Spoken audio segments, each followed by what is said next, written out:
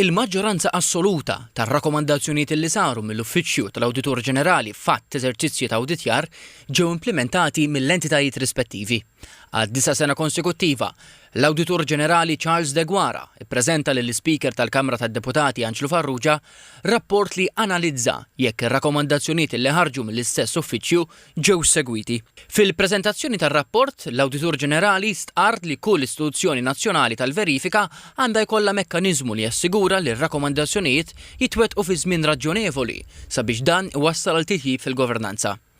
Ir-rapport huwa mibni fuq 10 eżerċizzji li saru fis-snin li għaddew u juri kif 80% tar-rakkomandazzjonijiet li ġew analizzati mill-Uffiċċju tal-Awditur Ġenerali kienu indirizzati b'mod sħiħ, parzjalment jew qegħdin fi proċess avvanzat li jitwettqu mill-entitajiet ikkonċernati. L-eżerċizzji jolqtu bosta oqsma fosthom it-turiżmu, il-gvern lokali, it-trasport u l-ġustizzja. Jirriżulta li r-rakkomandazzjonijiet li saru li Transport Malta ġew implementati b'mod sħiħ jew inkella sar progress sinifikanti dwarhom. Il-Kummissjoni għal Persuni b'Diżabilità ħadmet fuq 92% tar-rakkomandazzjonijiet. Fil-waqt l-Aġenzija għar-Reġenerazzjoni taż-Żoni Turistiċi implementat 89% tar-rakkomandazzjonijiet li saru mill-Uffiċċju tal-Awditur Ġenerali.